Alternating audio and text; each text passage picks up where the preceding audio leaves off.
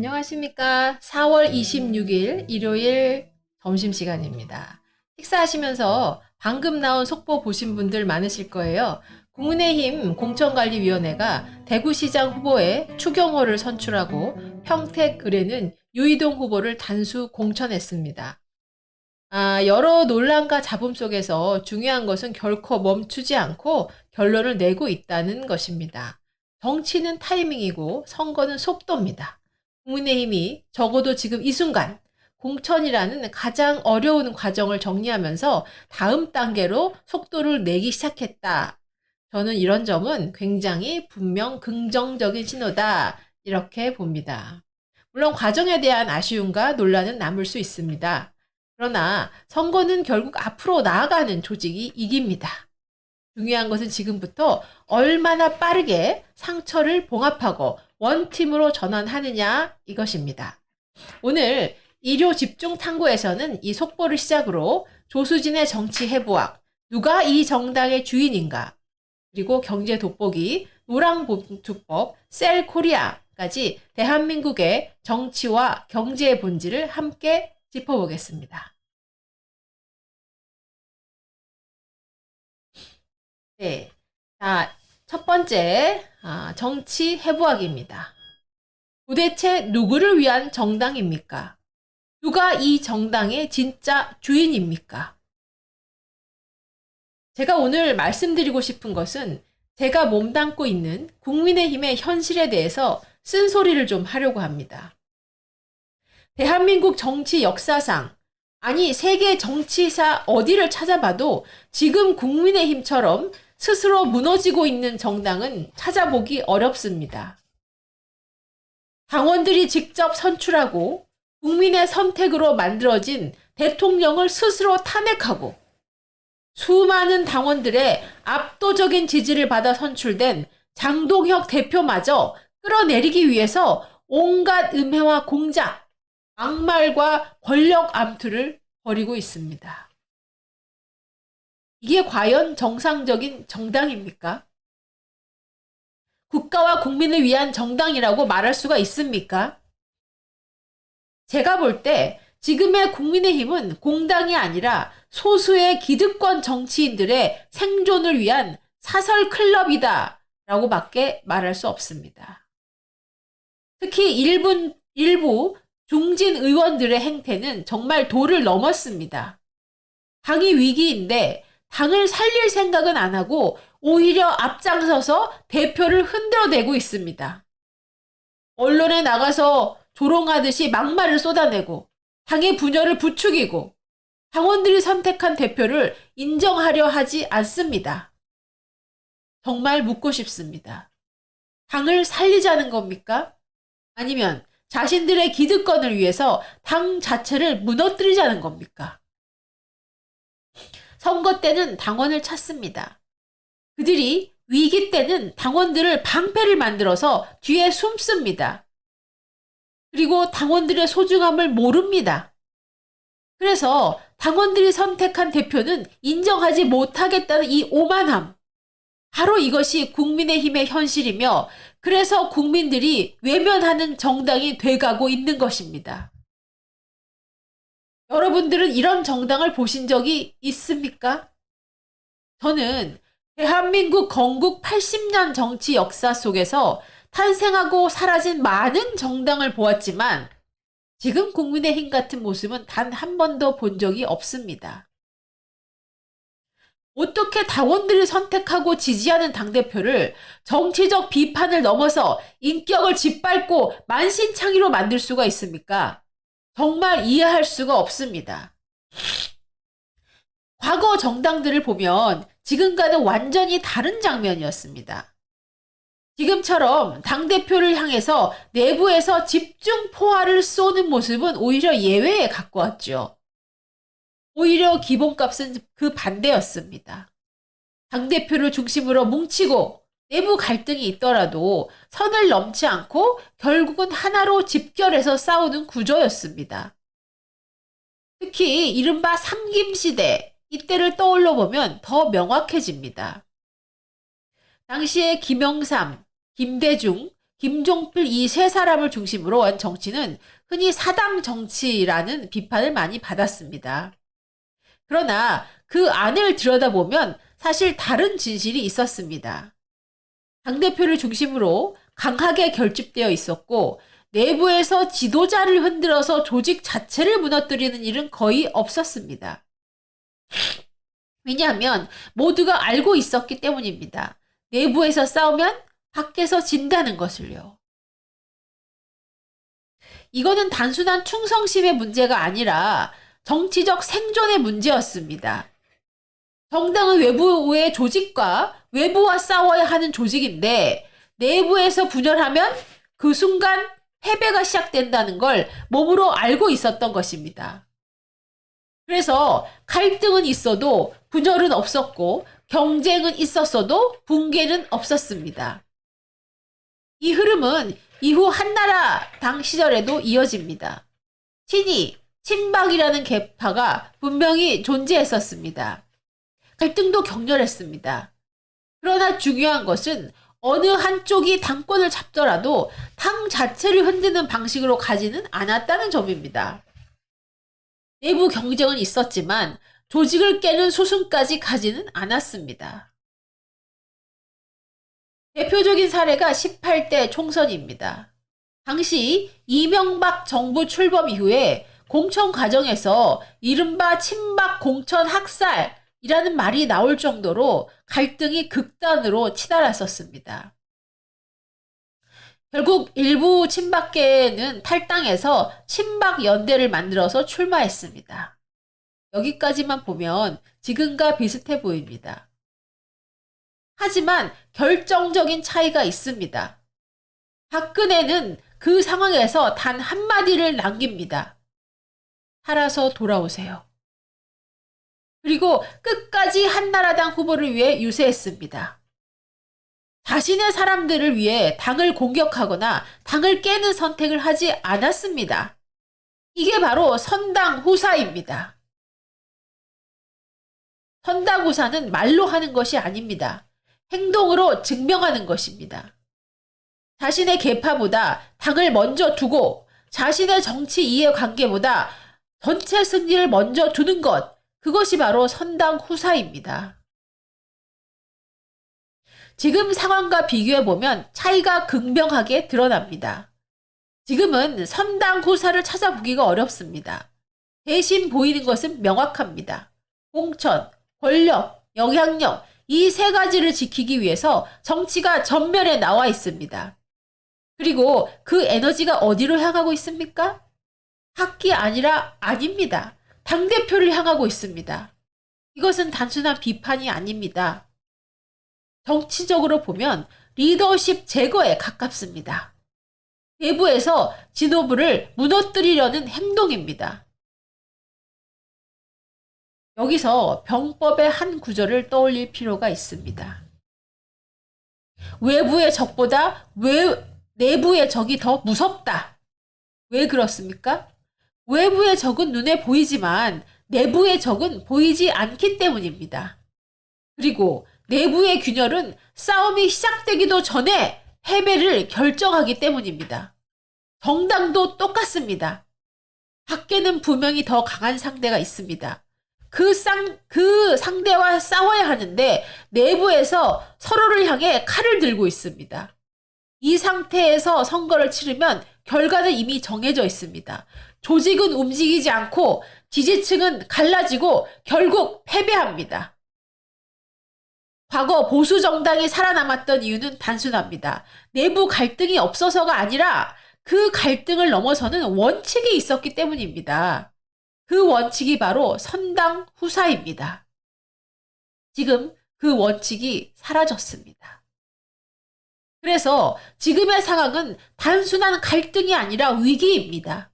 그리고 그 위기는 밖에서 오는 것이 아니라 안에서 만들어지고 있습니다.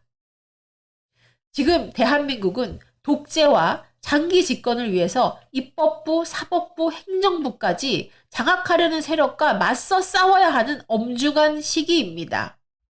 국민의 자유를 위협하고 법치를 무너뜨리고 악법을 만들어서 대한민국을 위기로 몰아가는 거대한 권력과 싸워도 부족한 상황입니다.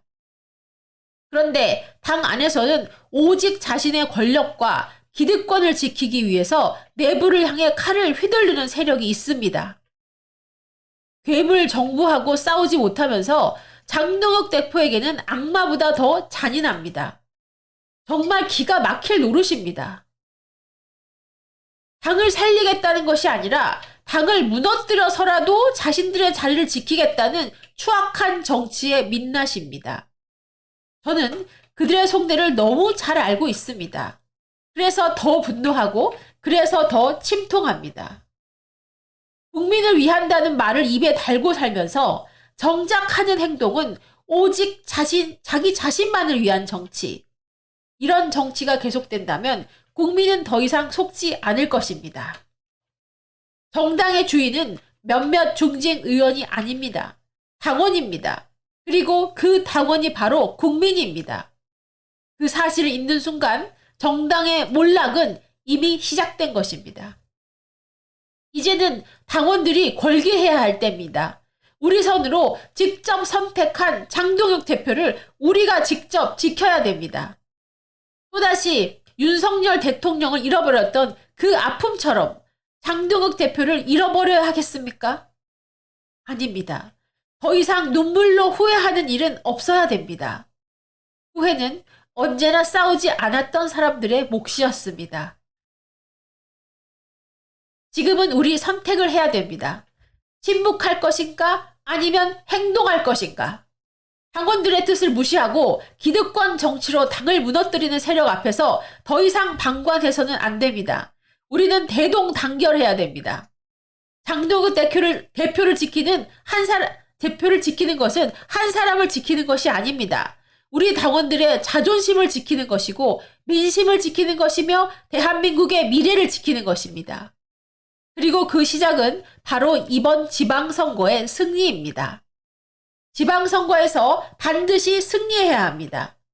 방법은 어렵지 않습니다. 단 하나입니다.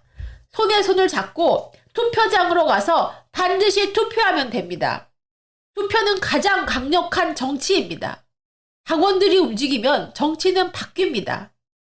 국민이 행동하면 권력은 무릎을 꿇습니다. 우리가 투표하면 장동혁 대표를 지킬 수 있습니다.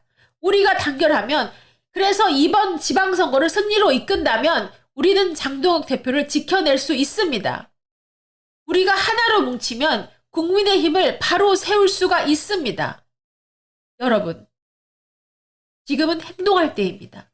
지금은 싸울 때입니다. 그리고 지금은 반드시 승리해야 할 때입니다. 정치는 멀리 있는 것이 아닙니다. 바로 우리의 선택이고 우리의 행동입니다. 당의 주인이 누구인지 분명하게 보여줘야 합니다. 국민의힘의 주인은 몇몇 중진 의원이 아니라 당원입니다. 그리고 국민입니다. 그 사실을 이번 지방선거에서 반드시 증명해야 합니다. 감사합니다.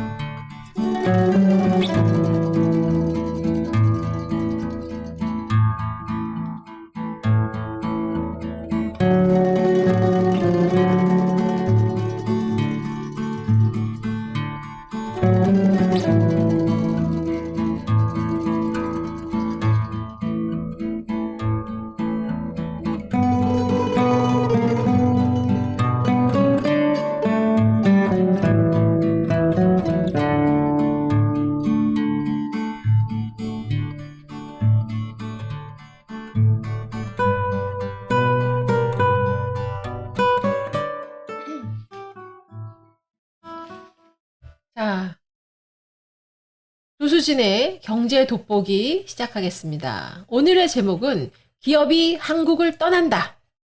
노란 봉투법 탈한국의 신호탄인가. 이런 제목으로 깊이 있게 여러분과 함께 짚어보겠습니다. 저는 글로벌 기업에서 실제로 M&A를 통해서 아시아 여러 나라들의 투자 조건을 비교하고 실제로 수천억의 기업 투자를 연결해 봤습니다. 물론 제가 한국 사람이기 때문에 한국에 대한 투자 우선 기회를 주기 위해서 노력을 하기도 했습니다. 그러나 제가 경영진으로부터 가장 많이 들었던 답변은 왜 굳이 한국이어야 합니까? 자, 그래서 오늘은 왜 한국이 외국인 투자에서 2순위로 밀려나는지, 삼성파워, 이 CU 화물연대 사태, 그리고 노랑봉투법까지 오늘 그 답을 확인해보고 대안까지 짚어보겠습니다. 자, 지금 한국 경제에서 가장 위험한 신호가 무엇이냐라고 묻는다면 저는 단호하게 대답하겠습니다. 기업이 조용하게 한국을 떠나고 있는 것입니다. 공장이 한꺼번에 문을 닫고 나가는 모습은 잘 보이지 않습니다. 그래서 국민이 잘 모르는 것이죠. 그런데 기업은 이미 움직이고 있습니다. 신규 공장을 해외에 짓고 해외 법인을 만들고 다음 투자를 한국이 아니라 미국, 일본, 베트남, 인도, 멕시코 이러한 다른 나라들로 돌리고 있습니다.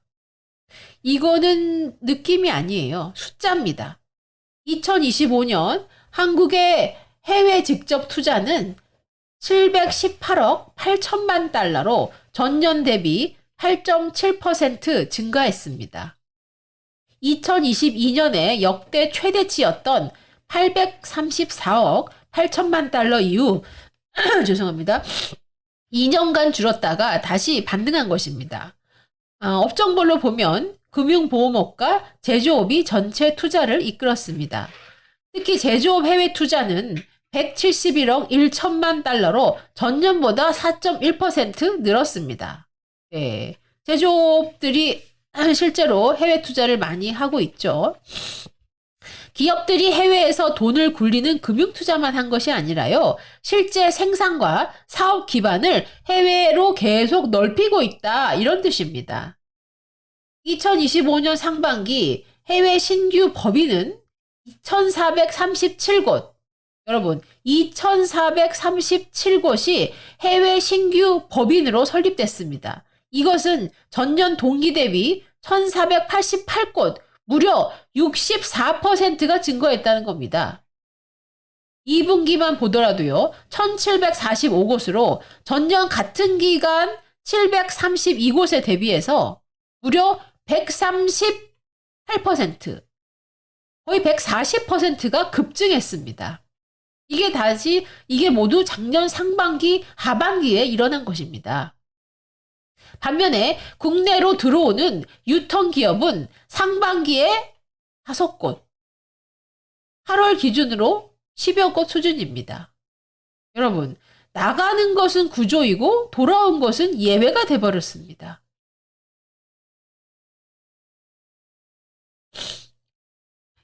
여기서 많은 분들이 이렇게 말합니다.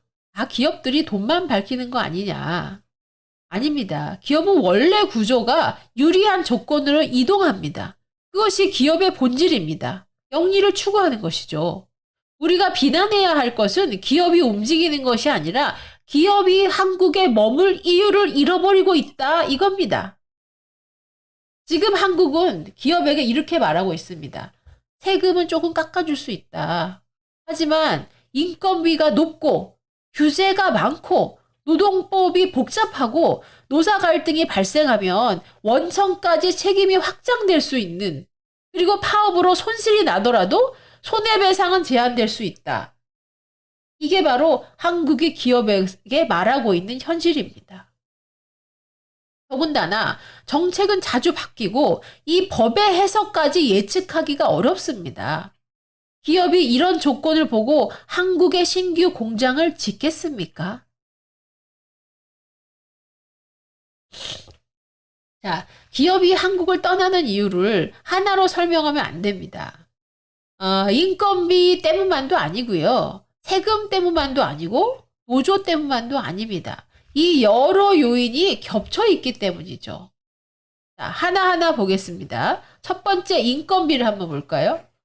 한국의 최저임금은 OECD 국가들 중에서도 중위임금 대비 약 60 내지 65%로 상위권에 속합니다.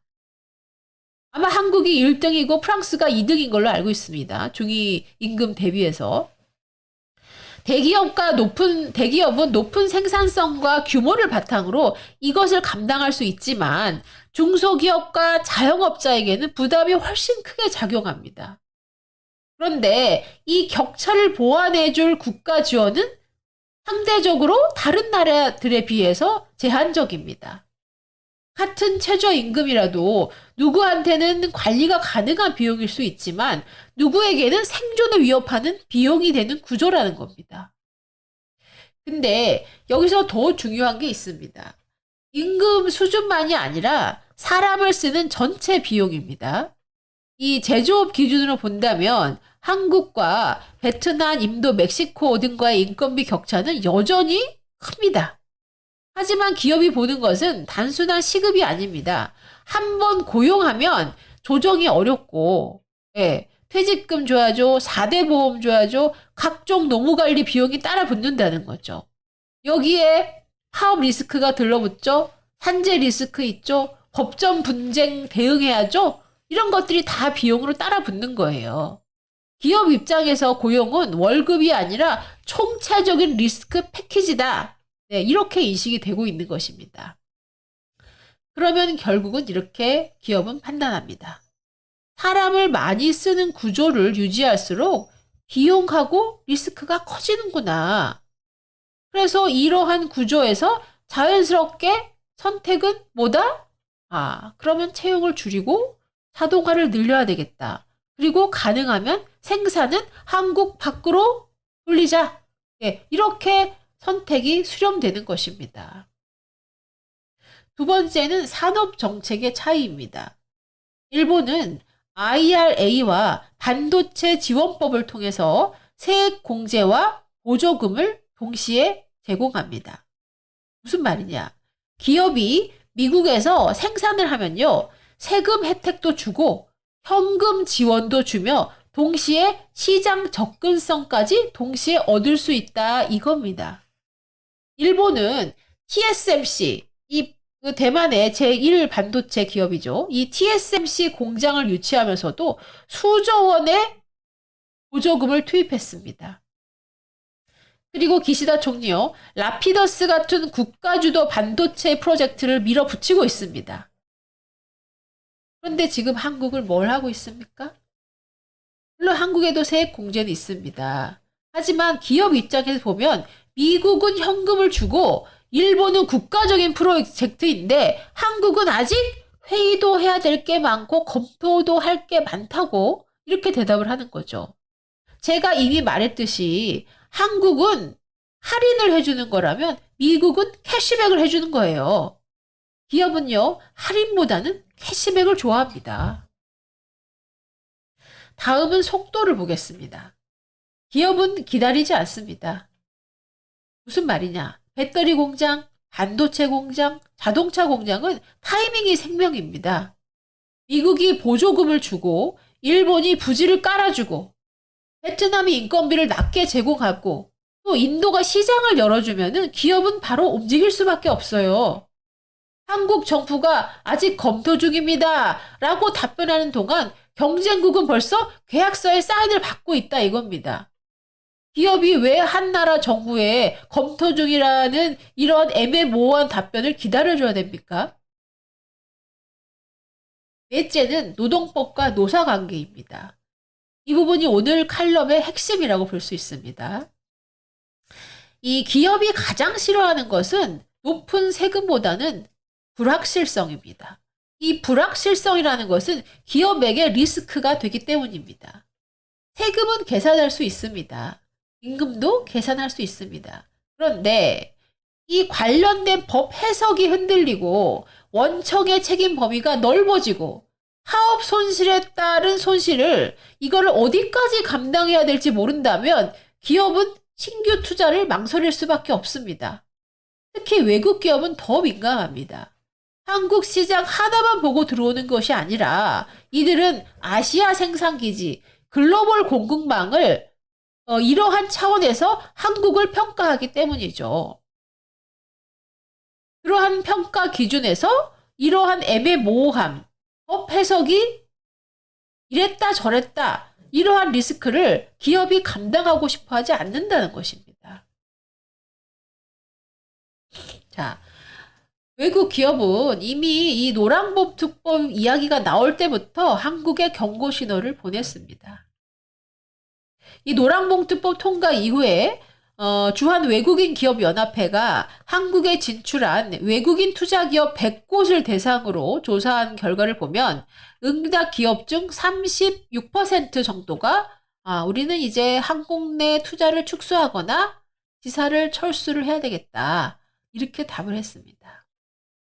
물론 64% 정도는 아직 투자 계획에 영향이 없다라고 답을 했습니다. 그러니 이 숫자를 과장해서 외국 기업의 3분의 1 이상이 당장 철수한다고 말하면 안 되겠죠. 하지만 이 숫자가 말하는 방향은 분명합니다. 한국의 노동법 리스크가 외국 기업의 투자 판단에 실제로 이제 부정적인 영향을 주기 시작했다는 것이죠. 특히 외투 기업들의 쟁의 행위로 인한 손해배상 책임 조정, 즉 손해배상 제한에 대한 문제에 대해서 외투 기업들은 굉장히 우려를 많이 제기했습니다. 외국 기업은 한국 정치 구호에는 관심이 없어요. 이 사람들이 관심 있는 것은 숫자, 엑셀 파일에 올려져 있는 숫자입니다. 노무 리스크, 법적 책임, 사업 가능성, 손해배상 가능성, 원청의 책임 범위, 임원의 형사 책임 가능성, 투자 회수 가능성, 이 항목들을 모두 숫자로 바꿔서 본사에 보고합니다. 그리고 본사는 묻습니다. 굳이 왜 한국이어야 하지? 이 질문이 나온다는 것은 이미 위험하다는 신호입니다. 여러분, 기업은 떠날 때 기자회견을 하지 않습니다. 그냥 다음 공장을 조용히 다른 나라에 짓습니다. 한국 공장을 유지는 하지만 증설은 하지 않아요. 그리고 5년 뒤에 청년 채용이 줄어듭니다. 10년 뒤에 상권이 무너집니다. 공장이 사라지는 것, 제조업이 사라지는 것은 갑자기 일어나는 사건이 아니라 신규 투자가 멈추는 방식으로 천천히 진행되는 것이죠. 잠시만요.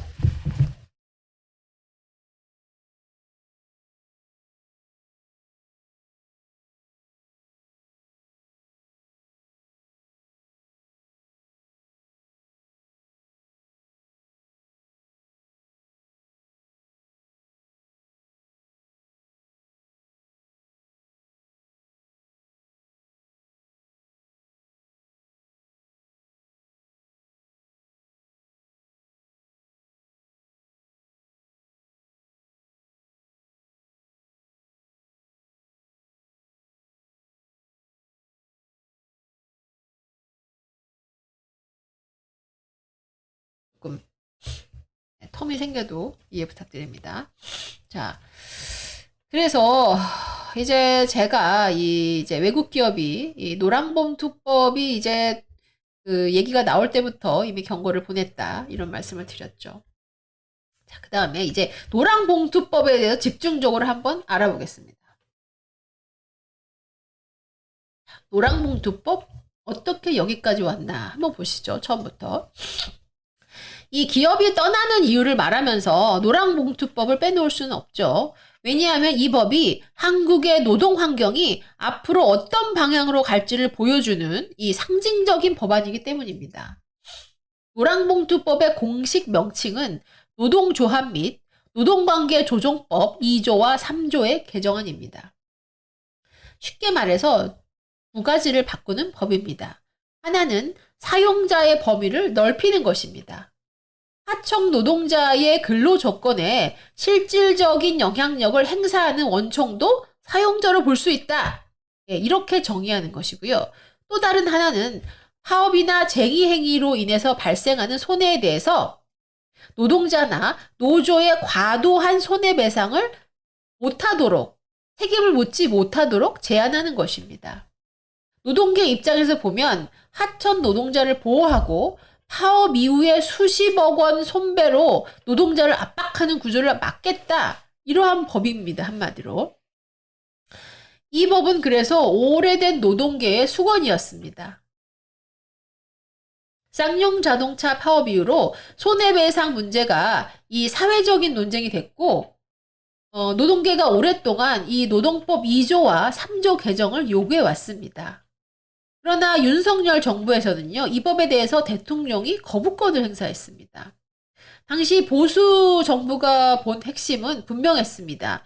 이 법이 노동권 보호라는 명분을 갖고 있지만 실제로는 뭐다? 불법 파업까지 보호하거나 기업 활동을 과도하게 위축시킬 수 있다라는 우려가 있었다는 거죠. 저는 이 판단이 보수 정부의 기본적인 경제관과 맞닿아 있었다고 봅니다. 노동권도 물론 중요하지만 기업이 있어야 일자리가 있고 투자가 있어야 임금도 오른다는 관점입니다. 굉장히 당연하고 합리적인 관점 아닙니까? 자, 그런데 이제 정권이 바뀌었습니다. 이재명 정부 들어서 노랑봉투법이 다시 추진됐고 2025년 8월 국회 본회의를 통과했습니다. 그리고 2026년 3월 시행령이 발표됐습니다. 더 중요한 정치적 변화가 하나 있습니다. 이재명 정부의 초대 고용노동부 장관으로 김영훈 전 민노총 위원장이 지명됐고 언론을 그를 민노총 위원장 출신의 첫 노동부 장관이다. 네, 이렇게 대서투필했습니다. 이거는 단순한 인사 문제가 아닙니다. 노동 정책의 철학이 바뀌는 겁니다. 노동을 시장 안에서 조정해야 될 대상이 아니라 이제 국가가 나서서 더 적극적으로 보호해야 할 대상으로 보는 방향의 전환인 것입니다. 저는 여기서 분명히 말하겠습니다. 제가 노동자를 보호하지 말자는 얘기는 아닙니다. 일하는 사람의 권리 중요합니다. 하지만 노동자 보호가 기업의 이탈, 자동화의 가속, 또 신규 채용의 감소로 이루어진다면 그 보호는 오래가지 못합니다. 즉, 좋은 의도가 나쁜 결과를 만들 수 있다는 것입니다. 노동자 입장에서 보면 경제라는 것은요, 선의로 움직이는 것이 아닙니다. 경제는 구조와 인센티브로 움직이는 것입니다. 자, 그러면 이 노랑봉투법 이 국회를 통과하고 제가 시행령이 3월부터 실시됐다라고 말했는데 이 법과 시행령이 무엇이 다른가? 이것을 우리가 살펴봐야 됩니다. 2026년 3월 노랑봉투법 시행령이 나오자 이를 요구했던 민주노총조차 거리로 나왔습니다. 왜 그럴까요? 본인들이 주구장창 요청해오던 노랑봉투법의 시행령이 나왔는데 왜 민노총이 거리로 나왔을까요? 노랑봉투법은 사용자 범위를 넓히고 손해배상을 제한한다는 방향만 정한 법입니다.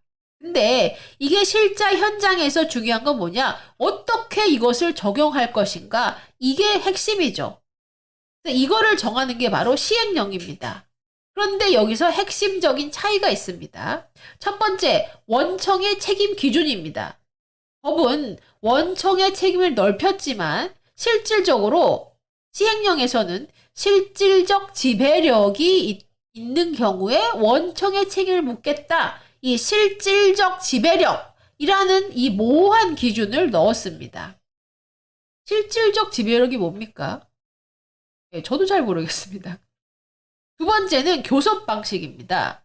법은 하청 노동자의 교섭권을 열어주었지만 시행령은 기존 그 교섭 창구 단일화를 계속 유지했습니다. 이게 무슨 말이냐면 하청 노조가 하청 노조가 아니라 이 본청 노조에서 교섭권을 다 가질 수 있다라고 그대로 유지한 겁니다. 다시 말해서 하청 노조 100명, 1000명의 요구사항이 본청 노조 한 사람에게 이 사람을 통해서 전달될 수 있다는 것이죠. 그래서 민노총이 반발한 것입니다. 자, 이 장면에서 중요한 이유는 하나입니다. 법이 아니라 시행 구조에서 충돌이 발생하고 있다는 것이죠. 노동계는 반발하고 있고 기업은 또 불안해집니다. 왜? 기업이 불안한 것은 기준이 모호하고 이 책임 범위가 열려 있기 때문이죠. 기업 입장에서 보면은 이거는 비용 문제가 아니라 리스크입니다. 이렇게 리스크가 큰데 어떻게 기업이 투자할 수 있겠습니까? 투자가 아니라 회피가 먼저 일어날 수밖에 없는 구조인 거죠. 자, 이러한 상황에서 우리한테 이 경종을 울리는 큰 사건이 하나 일어났습니다. 바로 CU 화물연대 사태가 일어난 것입니다. 여기서 폭발한 거죠. 자, 이 문제가 책상 위의 이론이 아니라 현실에서 어떻게 터지는지 보여준 사건이 바로 CU 화물연대 사태입니다. 경남 진주 CU 물류센터 앞에서 민주노총 화물연대 조합원들이 원청 교섭 요구를 하면서 집회를 하던 중에 물류 차량과 충돌해서 한 명이 숨지고 두 명이 다치는 참사가 발생했습니다. 사고 직후 노동부는 이번 사건이 노랑봉투법에 따른 원청 하청 교섭 문제를 넘어선 상황이다. 이렇게 설명하면서 화물연대 조합원을 소상공인 또는 개인 사업자로 규정했습니다. 다시 말해서 이 노동부의 사고 직후의 입장은 노랑봉투법 적용 대상이 아니다 라고 선을 그었던 것입니다. 그런데 며칠 뒤에 이 상황이 바뀝니다. 김영은 고용노동부 장관이 라디오 인터뷰에서 이 사건에 대해서 노랑봉투법 취지가 현장에서 실현되지 않아서 발생한 참사라는 취지로 말을 했습니다. 더 나아가서 화물차 기사도 자영업자 형식을 띠긴 하지만 경제적 종속 관계에 있다면 노동자로 볼 수 있다. 이런 취지의 발언도 덧붙였습니다. TV조선 보도를 보니까 김 장관이 BGF 리테일이 원청이자 직접 교섭 대상이라는 취지까지 언급했습니다. 자, 이거는 매우 중요한 변화입니다. 처음에는 개인 사업자라서 적용 대상이 아니다 라고 했던 사안이 장관의 발언 이후에 원청 교섭과 노동자성 문제로 다시 열리기 시작한 것이죠. 여러분, 이 지점에서 기업 입장이 가장 무섭습니다. 법 조항보다 더 무서운 것은 해석의 확장입니다. 오늘은 개인 사업자라서 적용 대상이 아니다 라고 해놓고 내일은 경제적 종속성이 있으면 노동자로 볼 수 있다. 이렇게 말을 합니다. 오늘은 원청 교섭 대상이 아니라고 합니다. 그런데 내일은 원청이 직접 교섭 대상일 수 있다고 합니다. 자, 그럼 기업은 물을 겁니다. 도대체 우리는 어디까지 책임져야 됩니까? 당연한 질문 아닙니까? 이거는 비용 문제가 아니라 시스템 리스크입니다. 기업은 높은 세금을 견딜 수는 있어요. 규제도 어느 정도 감수할 수 있습니다. 하지만 이 기준이 흔들린다는 거, 이거는 정말 견디기가 어렵습니다. 한국에서 외국의 기업이 투자를 결정할 때 가장 무서운 것이 오늘의 법이 아니라 내일의 해석이기 때문입니다. 자, 이 CU 사태는 또 하나의 중요한 현실을 보여줍니다. 노동자와 기업만 충돌하는 것이 아니라는 것이죠. CU는 편의점입니다. 그러면 편의점 점주들까지도 피해자가 되는 상황이 됐습니다. 물류가 멈추니까 점주는 물건을 받지 못하지 않습니까? 원청하고 노조가 싸우는데 피해는 가맹점주하고 소비자에게 내려갑니다. 이것이 복잡한 공급망 경제의 현실인 거죠. 이 노랑봉투법이 나쁘다, 이렇게 말하는 거는 부족합니다. 진짜 문제는 원청과 하청, 특수고용, 개인사업자, 가맹점주, 또 소비자가 얽힌 이 현대산업 구조에서 노동법이 너무 단순한 구호로 들어왔다는 것입니다. 그냥 구호로 시작한 법이 일부 정치인들과의 덧셈 뺄셈에서 맞아떨어지니까 바로 법으로 통과시켰다 이겁니다. 원청 책임을 넓히면 노동자는 원청을 향해서 교섭을 요구합니다. 당연합니다. 원청은 법적 책임을 피하려고 하겠죠. 그러면 하청업체는 중간에서 버틸 수가 없어요. 가맹점주는 물류 차질의 피해가 생깁니다. 소비자는 물건을 살 수가 없어요. 편의점에 가도. 그리고 정치권은 어떻게 한다? 서로한테 책임을 떠넘깁니다. 이게 바로 우리가 보고 있는 2026년 4월 26일의 장면입니다.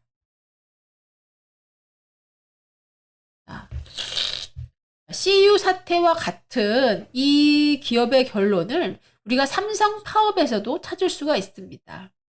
물론 삼성전자 파업하고 CU 화물연대는 사태도 다르고 업종도 다르고 사건의 성격도 다릅니다. 하지만 기업 입장에서 본다면 같은 질문으로 연결됩니다. 한국에서 사람을 많이 쓰는 생산 구조를 계속 가져가도 되는가? 자, 삼성의 경우에는 반도체 공장이 24시간 돌아가야 됩니다. 파운드리와 이 메모리 반도체 생산은요, 중단 리스크가 매우 큰 인더스트리입니다. 노조 측이 야간 근무 차질로 생산 근무를 주장했다는 것 자체가 글로벌 시장에서는 신호가 되는 것입니다.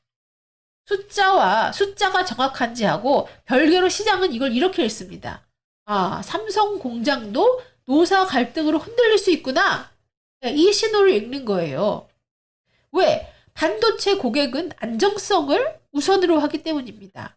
이 엔비디아나 애플이나 뭐 자동차 회사, 데이터 센터 기업에서 반도체 공급이 끊긴다는 거, 이거를 가장 무서운 리스크로 보기 때문이죠. 이 삼성하고 이 TSMC의 경쟁에서 기술만큼 중요한 것이 바로 신뢰입니다. 공장이 멈추지 않는다는 신뢰를 말하는 겁니다. CU 사태는 물류입니다. 물류가 멈추니까 유통망이 흔들립니다. 편의점은 소비자의 일상과 연결된 인프라 중에 하나죠.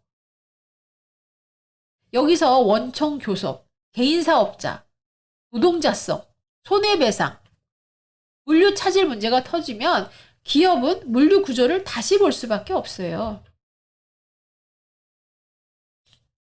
더 자동화할 수는 없을까? 네. 더 외주를 줄일 수는 없을까? 더 해외 생산을 통해서 대체 공급망을 늘려야 되지 않을까? 결국 기업의 결론은 다 비슷합니다. 뭐냐? 사람 의존도를 줄이는 방향으로 가는 것입니다. 결국 이것이 노동법 경직성이 자동화를 초래하는 이러한 방식입니다. 기업은요, 노조와 싸우는 걸 좋아하지 않습니다. 기업은 갈등을 싫어해요. 그래서 기업은 피하는 것입니다. 네, 사람을 줄이자, 로봇을 늘리자, 하청 구조를 단순화하자, 해외로 가자. 네, 이렇게 기업은 갈등을 피하게 되는 것입니다. 노동자를 보호하려고 만든 법이 장기적으로는 노동자의 자리를 줄일 수 있다는 역설이 여기서 나오는 것입니다.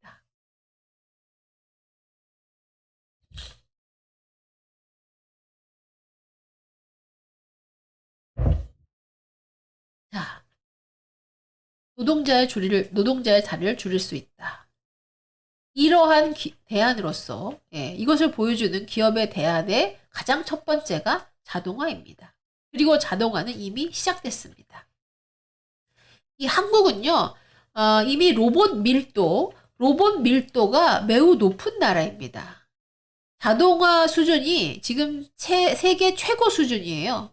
그러니까 그 로봇 밀도가 높다는 것은 이 인구별로, 예, 근로자별로 이 로봇이 심어져 있는 밀도가 로봇을 높다는 건 로봇을 많이 이용하고 있다는 것이죠. 이 산업 로봇을 도입하면 생산성이 대체로 20에서 30% 정도 개선이 되고 불량률이 30에서 무려 50%까지 줄어든다고 합니다.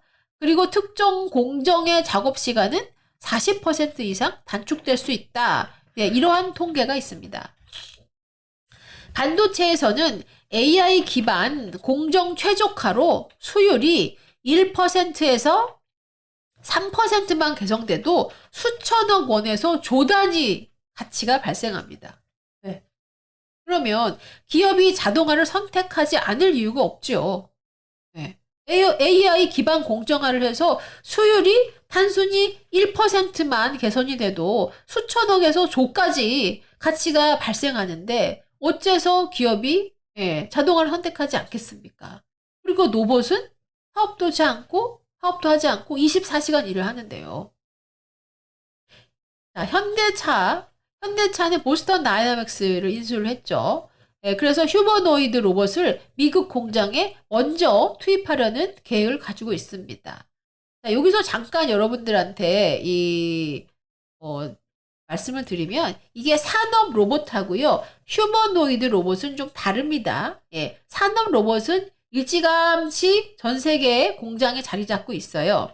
예, 이게 사람의 모습을 띤, 즉 AI를 탑재한 이 사람과도 인간과 비슷하게 사고하고 행동하는 이 로봇을 우리가 휴머노이드 로봇이라고 하는데 요거는 이제 그 현대차가 보스턴 다이나믹스를 인수하면서 집중적으로 연구를 한 그러한 로봇의 형태로 보시면 됩니다. 자, 삼성은 지금 AI 팩토리를 추진하고 있어요. 그래서 반도체의 설계, 생산, 품질 관리, 이 전반을 AI로 묶는 방향으로 가고 있습니다. 근데 여기서 그 중요한 것은 한국 기업의 기술이 한국 공장에 먼저 들어가는가 아니면은 외국에 먼저 투입되는가 이것입니다. 만약에 노사 갈등하고 규제 때문에 이 눈치를 본다면 한국 공장의 투입은 늦어지고 미국 공장이 먼저 들어가게 되는 것입니다. 그렇게 되면 일자리도 미국 공장에 먼저 생기게 되는 것이죠. 예, 왜냐하면 이 로봇이 들어간다고 해서 이게 100% 로봇에 의존하는 것이 아니라 인간과 협업하는 구조이기 때문에 미국에 휴머노이드 그 로봇을 투입하는 공장이 생긴다는 것은 그만큼 일자리가 생긴다는 것이기 때문입니다. 자, 이것은 노동자에게도 경고입니다. 이 로봇이 일자리를 없애는 것이 아닙니다. 예측 불가능한 노동 환경이 로봇의 도입을 앞당기는 것이죠. 네.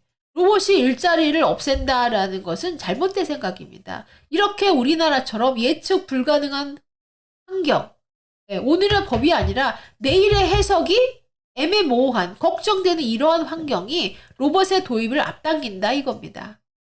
기업이 떠나는 나라에서는 일자리가 사라지겠죠. 그리고 기업이 떠난 뒤에 알려주는 것이 아니라 기업은 그냥 조용하게 다음 공장을 해외에 짓고 떠나버리면 그만입니다.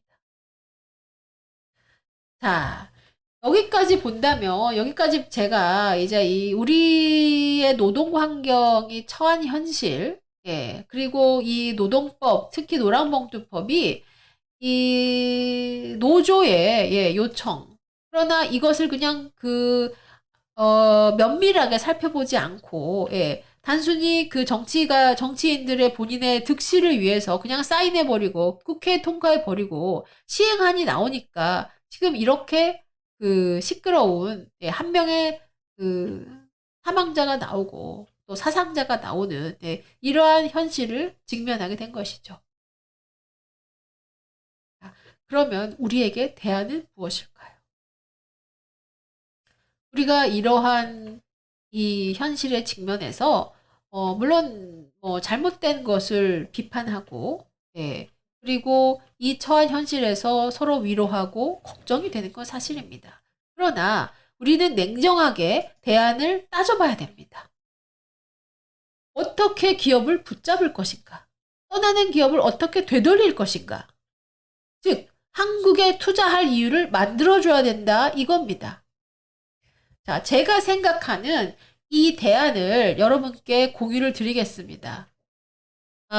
저는 국회의원이 아니기 때문에 뭐 입법의 권한이 없는 사람입니다. 참여할 수가 없죠. 그렇지만 저는 국민의힘에서 몸담고 있는 사람으로서 또 이 정통 보수 우파의 농객의 한 사람으로서 저의 이 기업에서의 통찰력과 경험 그리고 제가 이 한국 노동시장과 또 기업의 이 경쟁 구조를 바라보는 입장에서 나름대로 어떻게 우리가 한국에 외국 기업들이 투자할 이유를 만들어줘야 되는가에 대한 대안을 생각해 봤습니다. 첫 번째 제가 생각하는 것은 한국판 IRA가 필요하다 이겁니다. 여러분 IRA 많이 들어보셨죠? 네, 삼성이 뭐 반도체 공장을 미국에 짓는데 IRA가 뭐 핵심적인 작용을 했다. 뭐 이런 뉴스 많이 보셨을 거예요. 자, 그럼 IRA는 뭡니까? I는 inflation이고요. R은 reduction, A는 act입니다. 즉, Inflation Reduction Act. 인플레이션을 줄이는 법이다 이겁니다. 그런데 이 실제 의미는 그 산업정책법이에요. 그래서 핵심 내용, 그 IRA의 핵심 내용은 미국 내에다가 반도체, 배터리, 전기차, 에너지 이런 산업을 가지고 오면은 이제 세금 지원을 최대 25%까지 해준다. 또 그 밖에 이러이러한 지원 사항이 있다. 이러한 법입니다. 근데 제가 한국판 IRA가 필요하다라고 말씀을 드렸죠? 근데 결코 이름만 한국판 IRA에서는 안 됩니다. 왜냐? 미국의 IRA의 핵심은 세액 공제만이 아닙니다. 여기에 현금성 지원. 제가 아까 기업은 캐시백을 좋아한다고 했죠? 현금성 지원과 시장 접근성, 그리고 정책 확실성이 보장된다 이겁니다. 한국도 반도체, 배터리, 자동차, 그리고 에너지, AI 로봇 같은 핵심 산업에 대해서는 지금 국내 생산과 설계 기능을 유지하는 이 기업들에게 과감한 지원을 해야 됩니다. 그냥 세금 조금 깎아주는 수준으로는 부족하다 이거죠. 부지가 필요하죠. 엄청난 전략이 필요하죠. 용수 필요하죠. 그리고 인력, 유능한 인재들이 많이 필요하죠. 인허가도 필요합니다. 그래서 이런 부지, 전력, 용수, 인력, 뭐 인허가 이거를 패키지로 제공을 해야 됩니다. 기업 입장에서는 한국에 지으면 빠르고 싸다, 안정적이다 이러한 계산이 나와야 된다는 것이죠. 제가 이 싱가포르에서 수년간 근무하면서 참 부럽다라고 느낀 점이 하나가 싱가포르는 그 외국 기업 투자에 굉장히 적극적인데요.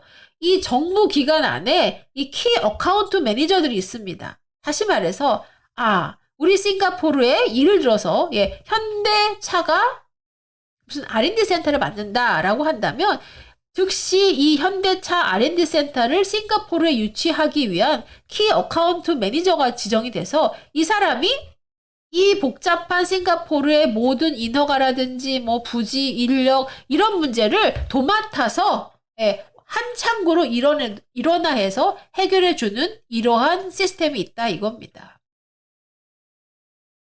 그래서 기업들이 싱가포르의 회사를 만들면 빠르다, 안정적이다 이런 결론이 나오는 것이죠.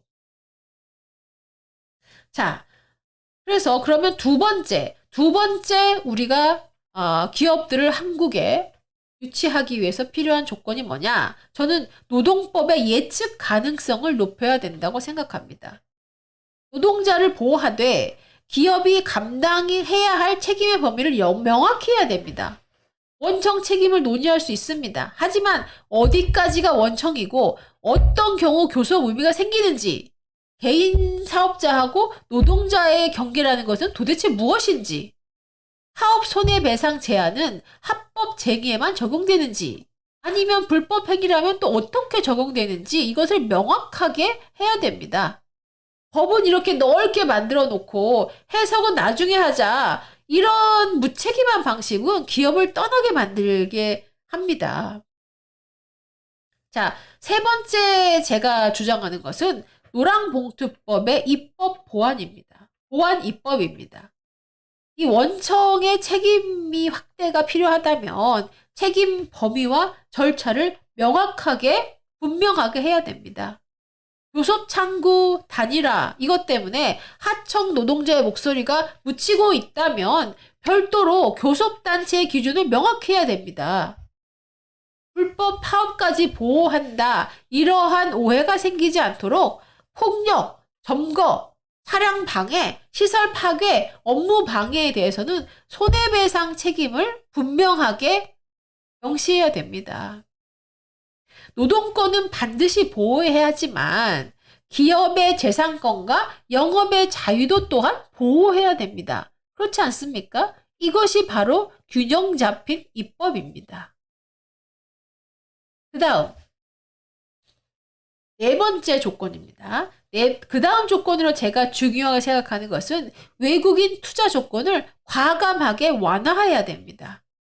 외국 기업이 한국의 아시아 본부와 생산 기지를 둘 수 있게 하기 위해서는 이 법인세, 인허가 과정, 고용비자, 외국인 학교, 주거, 영어 행정 서비스 이런 것까지 이렇게 패키지로 제공해야 됩니다. 즉 외국인 기업이 들어와서 이 회사를 한국에 두기 위해서 필요한 여러 가지 조건과 절차가 있잖아요. 이런 것들을 하나를 기업한테 알아서 해결하라는 게 아니라 이걸 종합 패키지로 만들어 놔야 된다 이겁니다.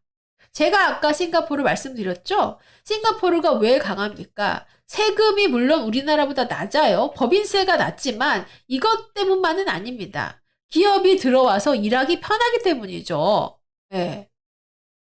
한국은 인재도 좋고 시장도 있어요. 그렇지만 문제는 뭐냐? 한국에는 행정이 참 복잡하고 노사 리스크가 있어서 피곤하다. 네. 외국 기업은요, 피곤한 나라는 싫어합니다.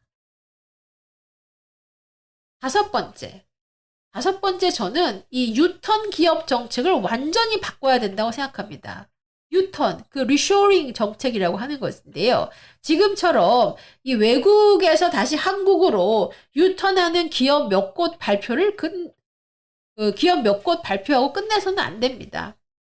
다시 말해서 해외 생산을 국내에 일부라도 옮기는 기업에는 설비 투자 보조금, 법인세 감면, 전력 우선 공급, 자동화 설비 지원, 인력의 재교육, 이거를 묶어가지고 역시 제공해줘야 되는 것이죠. 특히 생산직을 과거 방식으로 되돌리겠다 이런 생각은 버려야 됩니다. 네.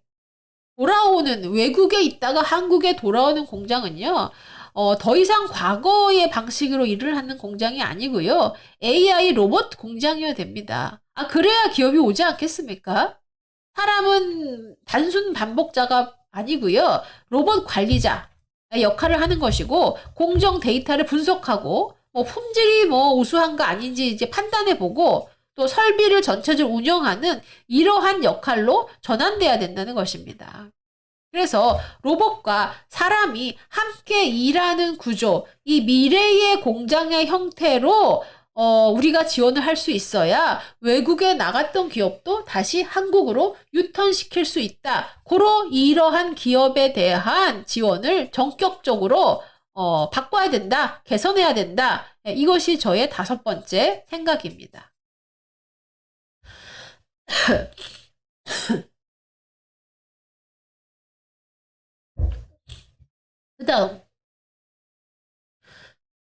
그 다음에 필요한 것은 이제 사람이죠. 역시 어쨌든 사람에 대한 부분을 빼놓을 수가 없습니다. 저는 이 직무 전환을 위한 교육을 국가가 책임져야 된다고 생각합니다. 그냥 자동화를 하면은 일자리가 없어진다. 이렇게 말하면 안 되죠. 자동화가 바꾸는 일자리로 사람을 옮겨줘야 됩니다. 예를 들어서 독일은 기업 중심의 직업 훈련이 강하고요.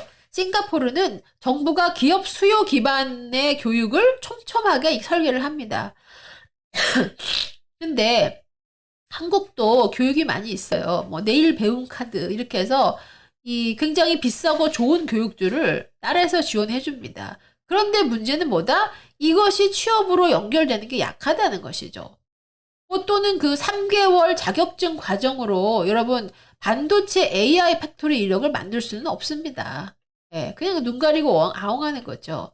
그래서 정확하게 기업이 필요한 직무가 뭐냐를 먼저 분석을 하고요. 그 다음에 그 직무를 수행하기 위해서 필요한 교육을 정의를 하고 그 교육에 필요한 교육비를 정부가 지원하는 겁니다.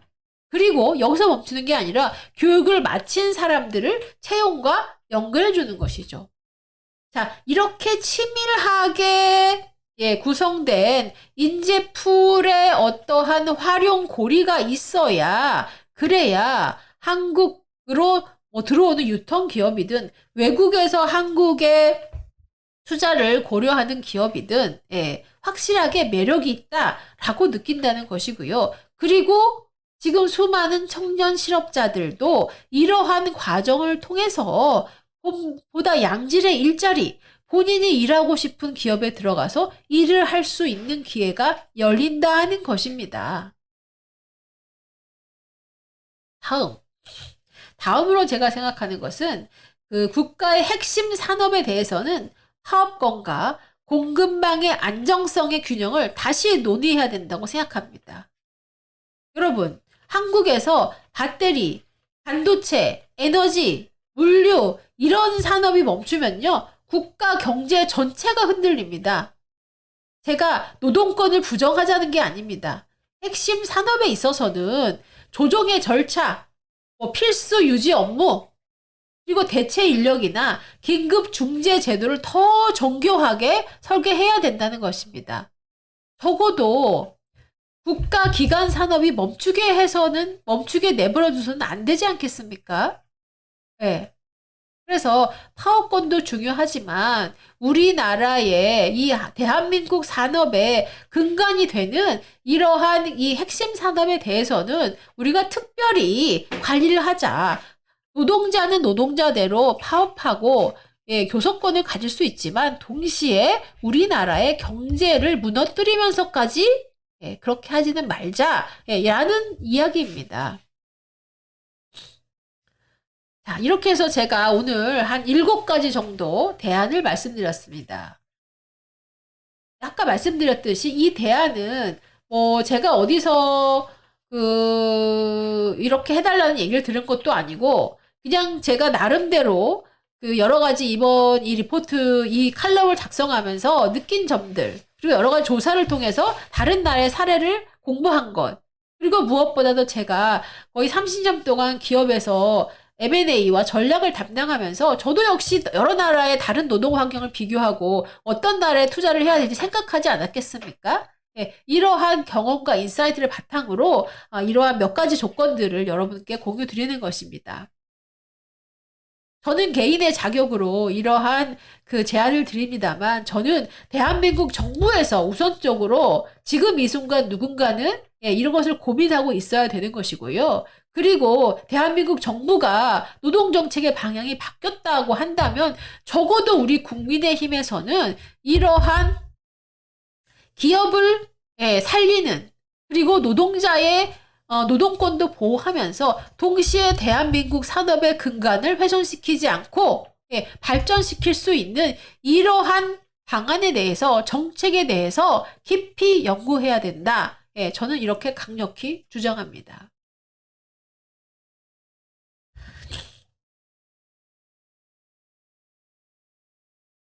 오늘 굉장히 좀 오랫동안 제가 이 경제 돋보기에서 얘기를 하고 있습니다.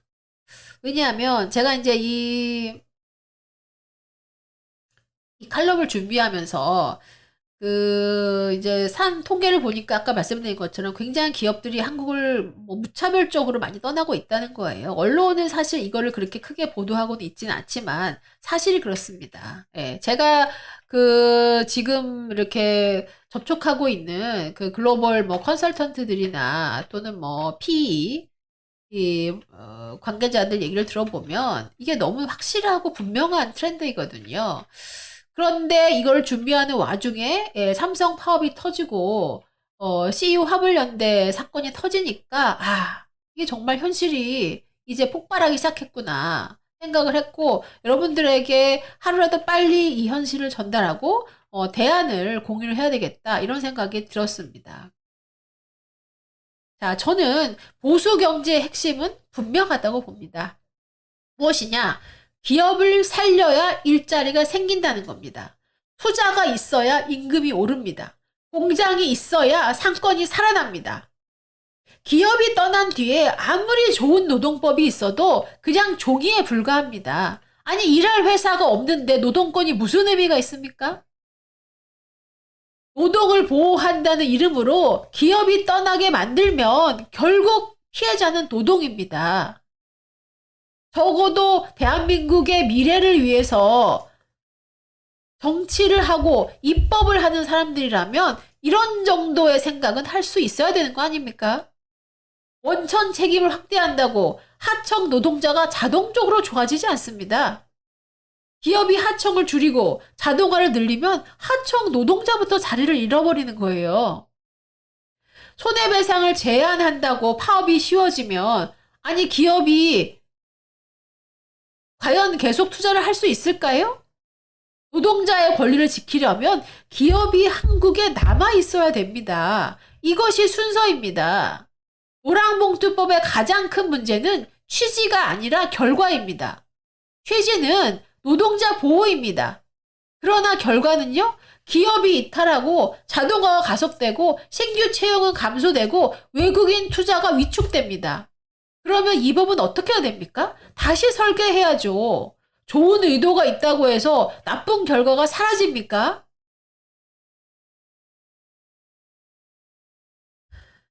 자, 여러분, 제가 결론을 말씀드리겠습니다.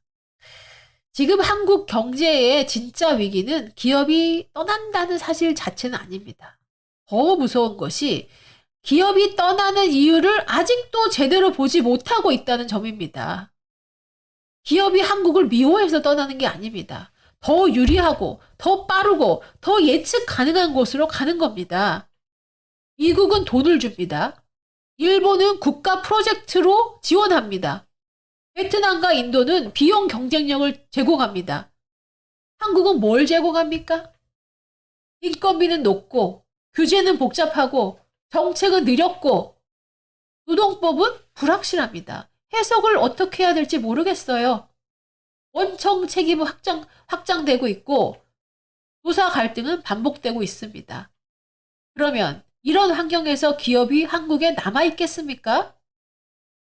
합리적으로 우리가 생각을 해야 됩니다. 그래서 이제 우리는 선택을 해야 됩니다. 기업을 붙잡을 것인가? 떠난 후에 후회할 것인가? 노동자를 보호할 것인가? 보호라는 이름으로 일자리를 줄이도록 내버려 둘 것인가? 공장을 지킬 것인가? 아니면 해외 공장의 하청 국가가 될 것인가? 이러한 질문들 앞에서 우리가 확실한 답을 찾아야 된다, 이겁니다.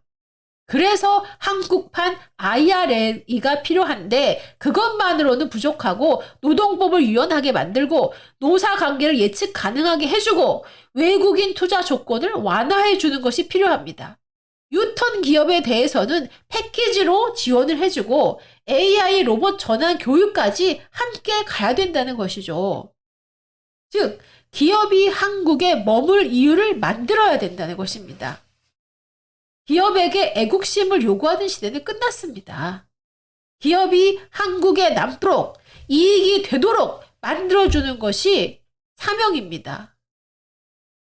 자, 마지막으로 여러분께 이 문장을 남기고 싶습니다. 로봇이 일자리를 없애는 것이 아닙니다. 기업이 떠나는 나라에서는 일자리가 아예 사라지는 것입니다. 그리고 기업은 어느 날 갑자기 떠나지 않습니다. 그리고 다음 공장을 해외에 짓는 순간, 그 순간부터 이미 떠나기 시작하는 것입니다. 떠나는 것을 준비하는 것입니다. 그래서 우리가 지금 봐야 할 것은 사업 현장의 구호가 아니라 다음 공장이 어디에 지어지고 있느냐는 것입니다.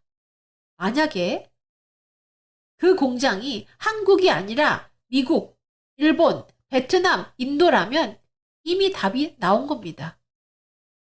한국을 떠나겠다는 것이죠. 자, 여기까지 해서 제가 여러분들께 조수진의 경제 돋보기, 오늘은 이 기업이 떠난다.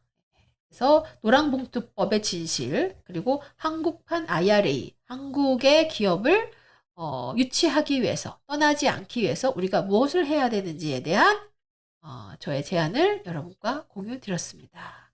잠깐 음악 들으시고요. 클로징 들어가겠습니다.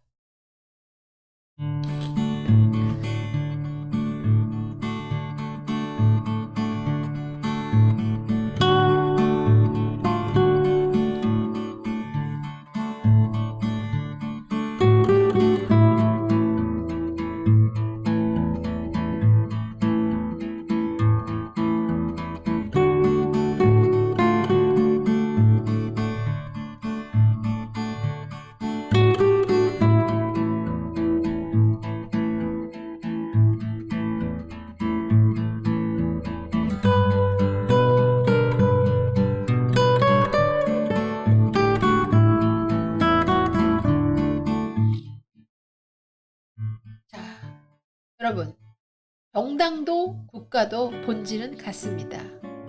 주인이 깨어 있어야 머슴이 권력을 사유하지 못하고 구조가 바로서야 기업도 떠나지 못합니다. 정치가 선당 후사를 잃으면 정당은 무너지고 경제가 현실을 잃으면 기업은 떠납니다. 누가 이 정당의 주인인가? 그리고 무엇이 대한민국의 경제를 셀코리아로 만드는가? 답은 결국 구조와 책임입니다. 일요 집중 탐구 조수진 정통우파 TV였습니다. 감사합니다.